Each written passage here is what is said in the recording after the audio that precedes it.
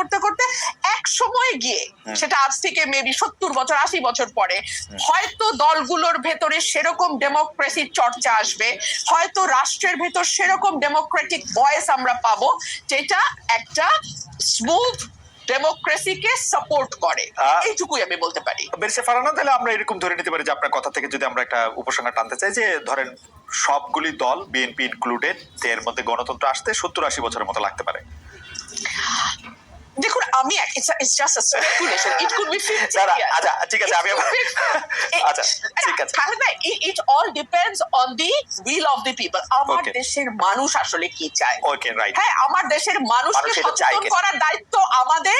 কতটুকু সচেতন করা হবে, কত সময় নিয়ে হবে, এটা তাদের উপর। আমার বেশি ফারানা, আমি একটু আসি আপনার কাছে। আমি মান্নাভাইকে যেতে চাই। মান্না ভাই, আমি আপনাকে প্রশ্ন করেছিলাম যে এটা তো এরকম হওয়ার কথা যে নেত্রী আসলে, আপনি ওই প্রশ্নের জবাবটা দেওয়ার আগে একটু পলিটিক্যাল চর্চা করতে পারিনি কি আমি যে প্রশ্নটা আপনি রুবিন ফারানা করেছেন। আচ্ছা শিওর, তাহলে আপনি একটু বলেন। আমরা একটু আপনাকে আরেকটা জিনিস শোনাই যে আমরা দর্শকদের কাছে প্রশ্ন করেছিলাম যে নির্বাচনের আগে বড় ধরনের সংস্কার করা হবে, এমন মন্তব্য করেছেন প্রধান উপদেষ্টা ডক্টর মোহাম্মদ ইউনূস। অন্তর্বর্তী সরকারের এই অবস্থান সমর্থন করেন কিনা, বড় ধরনের সংস্কার করা হবে এটা সমর্থন করেন কিনা, সেটা সমর্থন করে শতকরা 83% দর্শক, সমর্থন করেন না হচ্ছে 17% দর্শক। আমাদের জন্য একটা স্টেগারিং নাম্বার, 145,000 মানুষ, মানে 1,45,000 মানুষ ভোট দিয়েছেন এটার মধ্যে। জুলাই অভ্যুত্থানের প্রথম বর্ষপূর্তির দিনে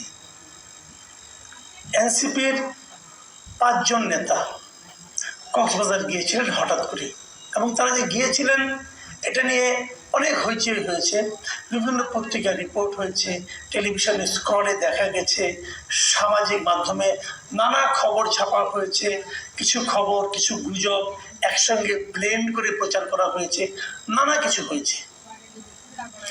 এমনকি কেউ কেউ লিখেছে, কেউ কেউ বলেছে যে ওখানে যে নাকি তারা 5 তারকা হোটেলে মিটিং করেছে সাবেক মার্কিন রাষ্ট্রদূত পিটার হাসের সঙ্গে। পরে বসে জানা গেছে যে পিটার হাস আসলে সেখানে ছিলেনই না, উনি এখন বাংলাদেশে আসেন নাই। আবার গভীর রাতে আমি এমনও পেয়েছি, আমার কাছে একজন পাঠিয়েছেন যে পিটার হাস যে বাংলাদেশে আছেন তার প্রমাণ পাঠিয়েছেন। কীভাবে প্রমাণ পাঠিয়েছেন?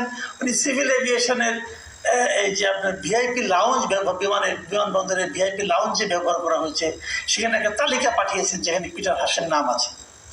পরে আবার জানা গেলো যে না, ফ্যাক্ট চেকিং দেখা গেলো ওটা একটা ফেক চিঠি, মানে আসলে পিটার হাস বাংলাদেশে নেই, তো তার নামও এখানে ঢোকানো হয়েছে। আসলে এগুলি কেন, এই জিনিসগুলি যে হয়েছে সেগুলি কেন, মানে ব্যাপারটা হলো কি, আসলে কালকে